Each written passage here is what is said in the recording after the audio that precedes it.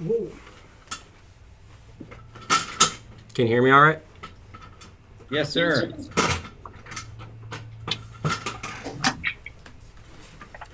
What's up, guys? So,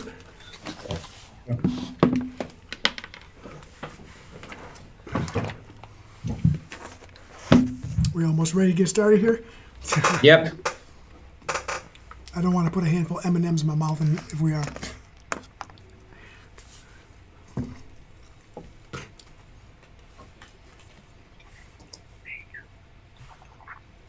Definitely. All right. What's up, everyone, and welcome to the Huddle. We come to you weekly to discuss on how to maintain forward progress in your flooring careers. I'm Paul Stuart, and joining me as always today is Daniel and Jose with Preferred Flooring. What's up, guys? Hey, how's it going, guys? so So today we're going to be discussing image. Title of this episode is Images and Everything, but it's close. So, you know, there's a ton of discrepancy, I believe, in what we talk about when we're talking about image. It's not, we're flooring guys, so it could be, it's not having a dirty shirt or working, like trying to be the best dressed. It's about how you present yourself both professionally and from a aesthetic standpoint. So, a lot of times, in my career, there's been guys that come into, our company to apply for a job or try to become a subcontractor. If I don't know them, image has a huge play in my initial assessment of them, even if they sound like they may know what they're talking about. If they're, wearing a F you to the world t-shirt and, I hope not. I hope there's more sense in that kind of matters. So I'm sure you guys have some experiences. So maybe we'll share a few experiences here on what have you guys ran across in both in your ability to gain work because of the way you guys present yourselves, and how do you guys look at guys in jeans that are ripped up to their pants pockets or those types of deals? So I'll go ahead and start off if you guys don't mind. So when I got into the industry, I'm not gonna lie, man, I was not the most presentable person, right? I was cut off sleeve shirt. I wore the big baggy jeans. I was never really big on sagging, right? But where I grew up, everyone did it. It really wasn't my style, but so I wore the oversized jeans that were cut off at the bottom with the strings hanging everywhere, holes in them, and coming in, nobody really ever did say anything about what I was wearing. But I did start to notice a trend on my own as far as the companies that we did work for on the commercial end. The more prestigious they were was more visual to me than it was anything else, right? So I started getting on to larger projects. You started seeing people where they were more uniformed, and to me, they just stood out as more professional. Did I catch on right away and start, dressing that part? No, I didn't. To be honest with you, I didn't wear my actual first uniform for work until I went and worked for a company under a W-2, and I wore just a simple shirt with a simple logo. And you know what? It made me feel so much better, made me feel more professional. Then I started worrying more about my appearance, because now I'm a crew leader for this company and I'm representing them, and I wanted to make sure that I was representing them in the right manner.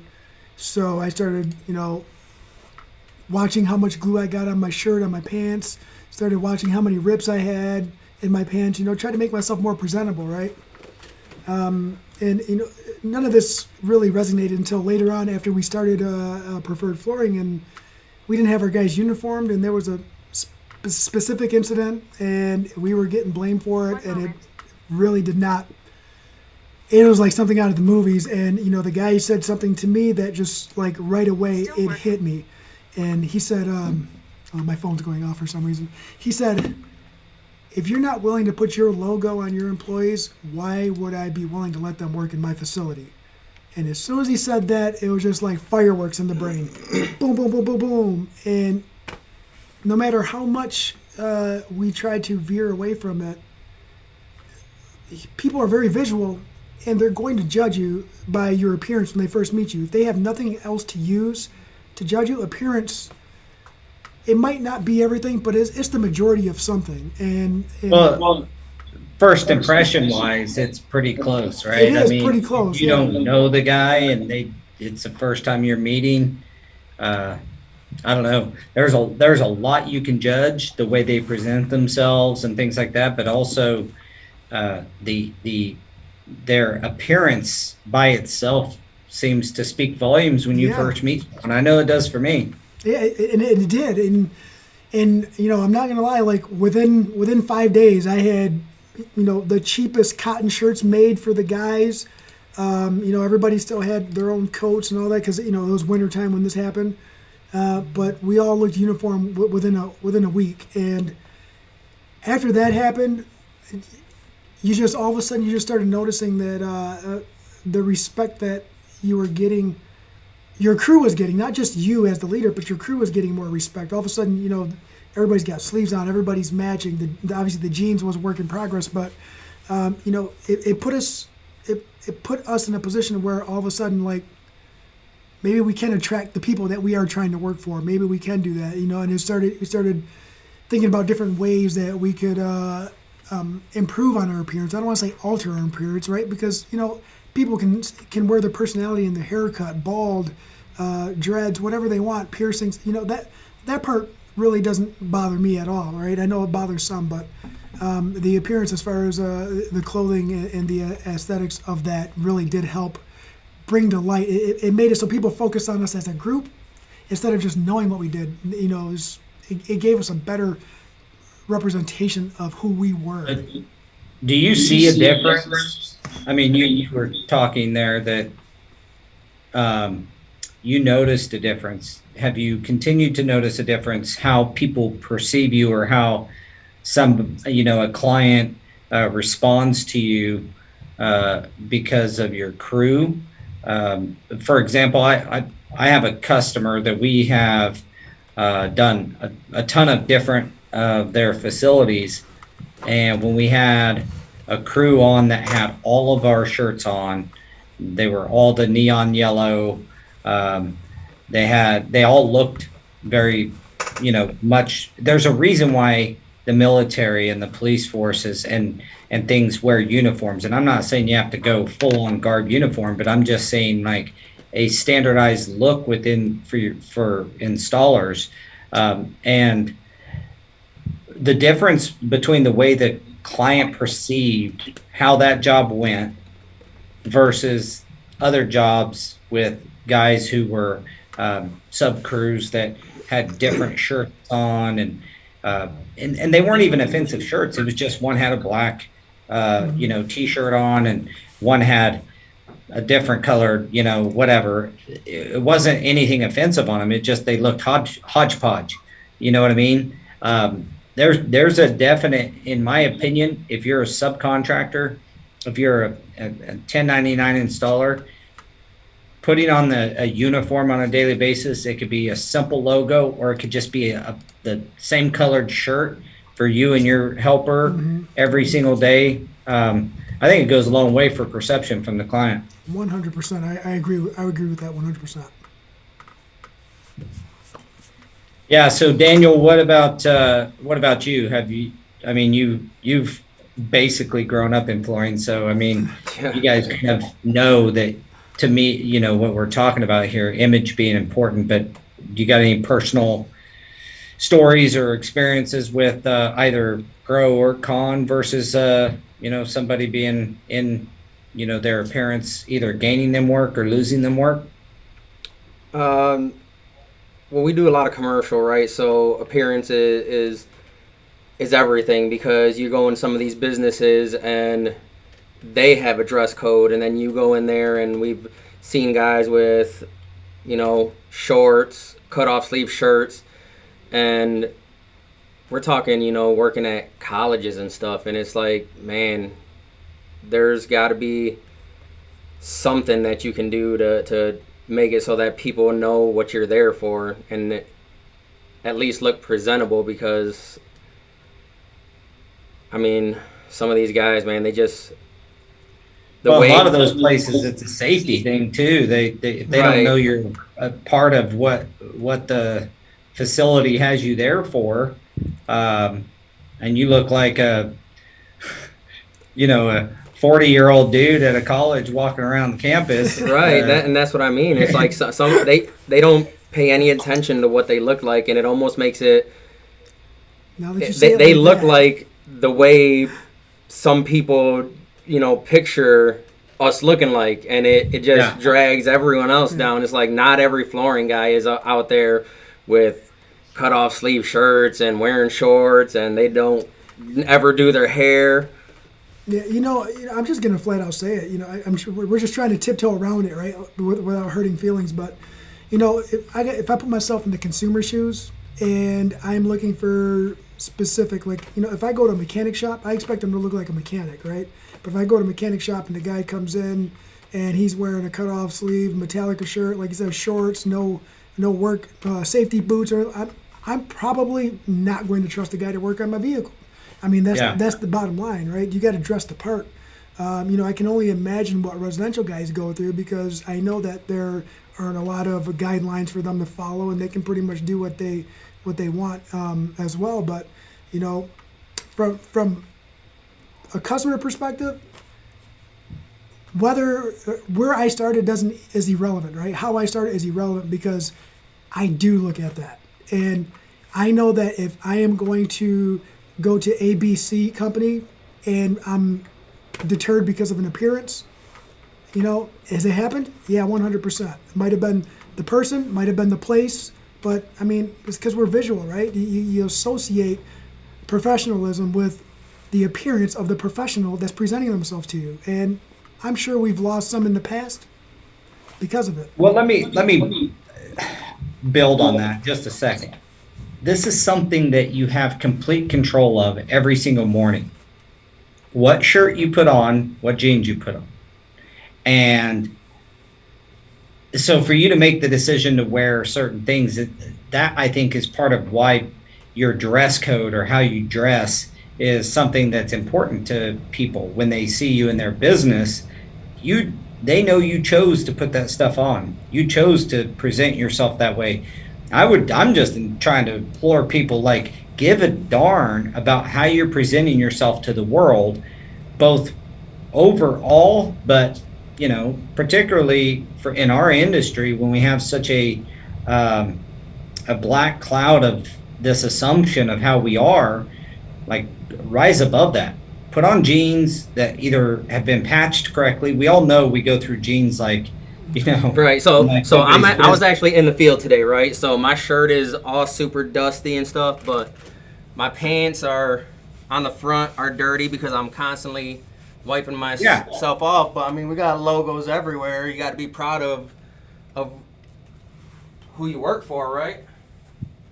Yeah, and your jeans and the dirtiness you expect. We're in construction, but you don't have to have, like you said, cut off sleeves and excessive holes in your jeans or those kinds of things. I mean, customers care, man. They do.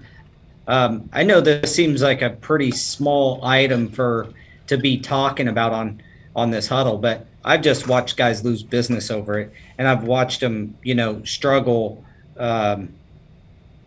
sometimes financially from not properly presenting themselves. I mean, think about this. Businesses spend millions of dollars a year on marketing and branding themselves, trying to make themselves look as appealing to the consumer as possible. Shouldn't you do the same in as much control as you have? You don't need to spend a bunch of money. A t-shirt's a t-shirt. Buy one that, instead of buying a Metallica t-shirt, toss your logo on a $4 t-shirt. Or maybe the place doesn't allow logos. Having a standardized color that you guys can wear on a day in, day out basis. Or, hey, hit us up at Go Carerra. We'll send you a whole buttload of t-shirts. It's all good. Like just wearing something that's familiar and says, if it's going to say something, I agree with you, Daniel. If it's going to say something, it ought to say what you do. Yeah, it separates you from everyone else, especially on a large project with multiple trades. There's got to be some kind of separation, right? I mean, if something goes wrong or something happens to an individual, being easily identified is to your benefit as well. Yeah, that's a good point. Safety. Yeah. Yeah, I'd say another thing is, as a sub crew, how you keep your vehicle and your van or your truck, and how you keep your tools, all those say a lot about you. I know one of the guys I used to work with, when I had to, bluntly, back in the day, you know, he never had a trowel in his bucket that wasn't dirty. Either had patch caked on it and he'd scrape it off before he used it, or glue all over it and he'd pick it off before he got going. I mean, instead of taking the few minutes after he was done with, you know, spreading his glue and tossing it in a bucket and wiping it off with the sponge and then putting it back in a clean bucket, or, you know, cleaning the patch off his trowel, he just let it dry and then scrape it off with a 4-inch scraper afterwards. I won't lie, I did that too. When early on in my career, I learned quickly that wasn't the preferred method for me. Yeah. But, you know, I think that stuff speaks volumes as well. If you tell you one thing, if you have a sub come to your guys' place there in Michigan looking to do work and you just go out and look at their van, that's going to say a lot about them. Just go look at their vehicle. Look at their installed vehicle. Look inside. Look at their tools. That'll tell you a bunch about what that guy values. What is he clean? Is he a clean installer? Clean installers don't have dirty tools. I can tell you that. Like if they're clean on the job site and they keep their stuff picked up and they spill a bag of patch, they sweep it up or whatever. Those guys that do those activities, they're not the ones who have dirty tools. You know, nasty, dirty. I'm not saying the tools need to be looking crystal clean, but no, oh man. You know what I'm saying? Like, yeah. I mean, they So I get think used there's so a little they bit don't there. have to look brand new Yeah. every single day. But yeah, in our just in our meeting this morning, we had a talk about, you know, tool upkeep. It's not one person's job in order to keep that tool up. It's everyone's job because it's part of the appearance. If we're gonna have a bunch of broke down stuff, then why even have it? Like it's and you keep on, like, we keep on talking about appearance, and then some guys losing jobs and stuff, but some guys are just there for those jobs. I mean, and that's totally fine because someone's got to do those jobs, right? Because it goes to those customers that are looking at the bottom dollar instead of the value that someone provides. And I would 100% rather just them take care of those people and me not have to worry about it. yeah. When you're talking about like people just shopping only on cost, and those being the crews that are willing to lower their, you know, their price to everybody, you know, that's a whole nother episode, right? A whole nother episode about what are we going to do, and how do you separate yourself. In fact, a little ahead of schedule here, you know, next week's Huddle is directly on that, is understanding your value and how to increase your prices. Well, this is number one right here. Easiest thing you can do. Present yourself as a true professional. Be trained and skilled in your craft, and then charge more, right? And stick to your guns.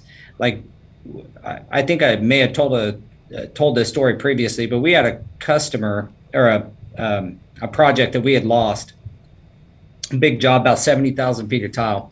I ran into the to an installer at a local IMSR, and I was like, "Hey, what are you up to?" And, you know, just kind of chatting it up. And he used to work for us years ago, and he said, "Oh, I'm doing this big, you know, medical like office building, about 60,000 feet, man. But the chick, she's really cheap, dude." And I was like, "Well, what are you doing it for?" He's like, $2 a foot, tile, 24 by 24, Large format, huh? large format. I was blown away. I was like, we haven't. I don't ever remember paying $2 a foot for tile install.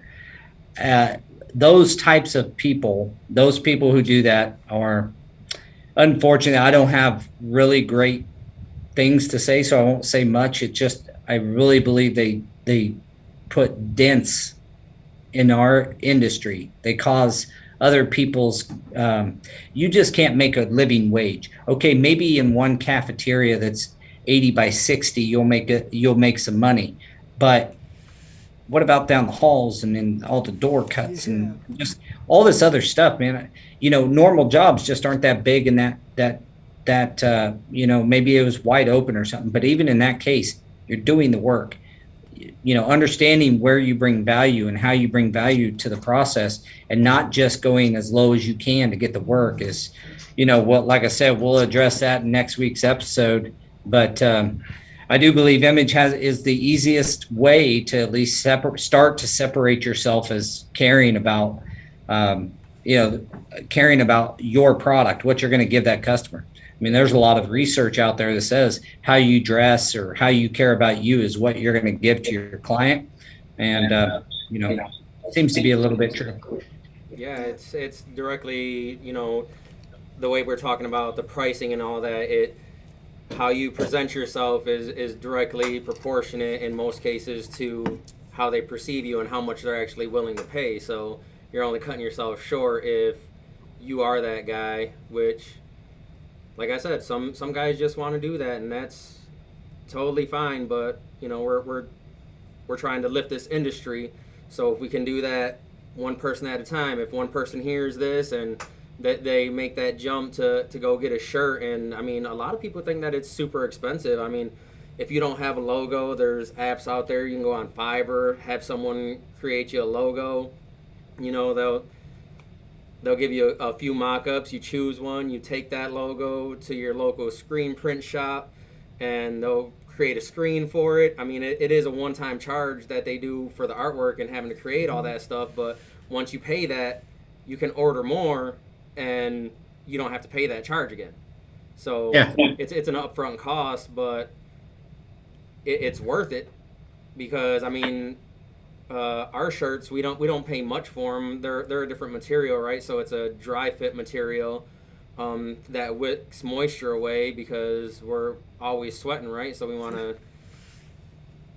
Yeah. So we don't really like the cotton too much, but I mean, it's like $5 or $6 a shirt, and then what, $1.50 to put the logo on it. Yeah. It's really not much. So for under $10, you can have. Why is there feedback? For under $10, you can have a T-shirt with your logo on it. I mean, I think the setup fee is like $150. Yeah, it's $170. It's not much money. The same thing. You're a small company.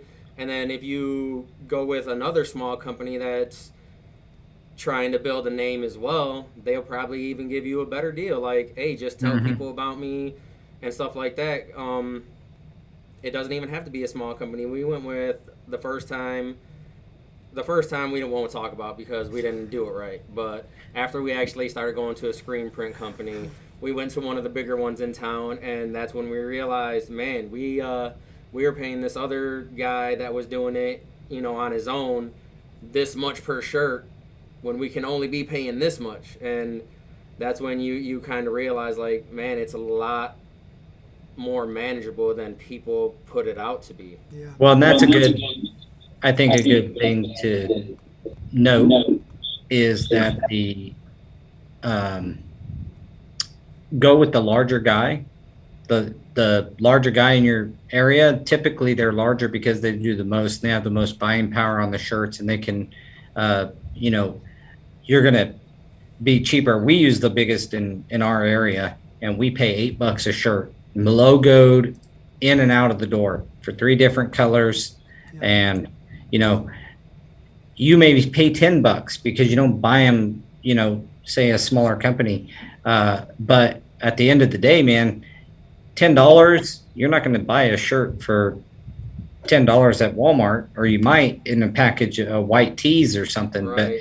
But so this is pretty easy, low hanging fruit for somebody to do that. And then like on your vehicle, if you want to look presentable there, I've literally seen guys just put professional flooring installer. They're not CFI, not the CFI logo or nothing, just professional flooring installer. They got a magnet and put it on the side of their truck. No logo or nothing, and it feels better than their truck by itself when they pull up to a job site, right? So if you want to put your logo on one of those magnets, they're $100 a piece. Toss them on your vehicle, take them off. If it's a personal vehicle that you, like I did in the early days, cross over from family vehicle to work vehicle, pull them on and off, and you're good. I don't want this to seem elementary because it's actually way more important than it is hard. That's the purpose. That's why I wanted to have this talk. Like the importance of caring about this stuff is way more, is so much higher than how hard it is to do it. It's simple. Get a shirt you like, whether it's a polo or a t-shirt. Even if you initially start the way you guys were talking, it wasn't the right way. At least it's a step in the right direction.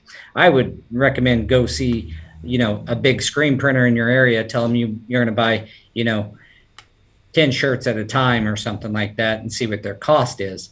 And then later, when you get, you know, a few helpers or something, you're buying 20 or 30 shirts at a time, your costs will go down. But these practices are simple.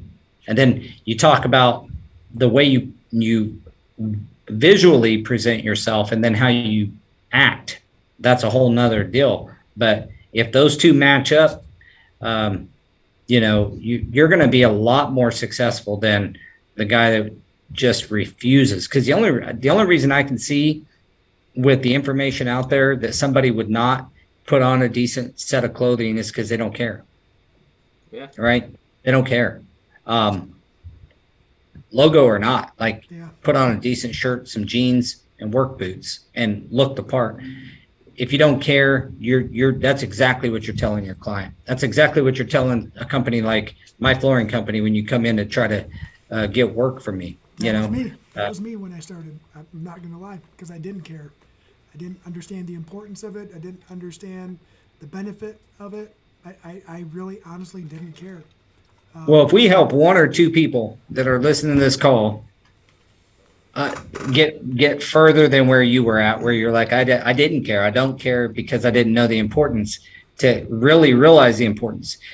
Just so everybody knows, like, you guys own a flooring company. You guys hire installers. Your opinion matters in this. I own a flooring company. I hire installers. I'm telling you, this stuff matters, guys. So take note of what these guys are saying. Simply wear decent clothing, but go, if you can swing a few $100 to go get your logo put on a shirt, do it. Have some pride in what you're building. Absolutely. And then to touch on what you were talking about as far as, you know, the way you sound and stuff, you do essentially have to create a customer service voice, is what everyone calls it, right? Because you got to kind of become a different person that everyone can relate to. And it's happened here in the office when I'm on the phone, and then someone that's not usually here, you know, hears me talk on the phone, and they're like, "Man, you sound really good. You got a really good customer service voice." And it's like, you kind of have to have that. You have to know what the customer wants and then play off of that. And they don't want to hear your everyday slang and all that stuff that you usually talk about. And you kind of the same way when you take the magnet on, put the magnet on the car and take it off. You have to be able to turn that on and off and know when to use it. Another interesting aspect I had sorry, I'm getting feedback, so it's a little distracting. But I had a client say that, or not a client. I was listening to a audiobook, and it's about customer service and branding and all that. And it talked about putting on your hero uniform for the day. It was talking about, like, all the heroes, all the Batman, Superman, everybody had a uniform. And it's like transforming yourself from your daily who you are into what you're presenting when you're at work. And let's face it, like, you can't just be homies with everybody when you're talking to clients and business people. I mean, you guys and I hung out. You can't just throw all that type of language and the way you are in your personal life. You keep a piece of that, but you have to, like you said, have a customer service facing attitude. So how you present yourself I guess what I was getting at there is, when you put on that uniform, if you can visualize, like, that's when you need to switch that over too. When you're representing that brand or yourself, consider changing the way that you go about talking to your clients, and whether you work for a store or you work directly and you go out and drum up your own business in the retail market, or maybe you do a little bit of work for GCs here and there. Any of those scenarios, you're still presenting yourself, and I think that it goes a long way if you can do it in a professional manner. It does too, and it's also like a muscle, right? Like, that you have to have your customer service voice, and versus who you are at home, your everyday. But it's like a muscle. The more you use it, the easier it becomes, and you start finding that it does start to transfer over, because you're becoming who you really should be anyway. You start those practices for work, and then all of a sudden it transfers to home. You're a little bit cleaner vocabulary around the kids growing up, cleaner vocabulary around people you might not know who are in a restaurant while you're out with your family and friends. You start realizing that it becomes a lot easier to articulate yourself and just be professional all the time. Somebody's always watching, somebody's always listening. You don't want to say or do the wrong thing in front of the wrong people as well. That also puts a strain on your business and your persona. Well, you realize real quick that perception is a big thing. How people perceive you is important. Having where I'm not saying you can't be yourself. I'm just saying, be the best version of yourself. There you go. That's well put.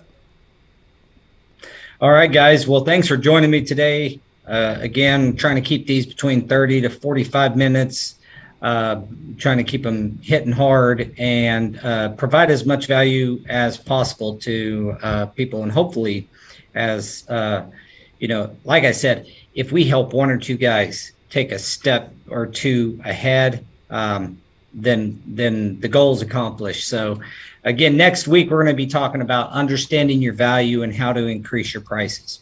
What I want to come with some practical steps on how I pay different installers higher prices than others, and how can you be in that higher group? How does that work? I'm sure you guys do it. I've talked to hundreds of flooring business owners, and the fact is some guys make more money. And why is that?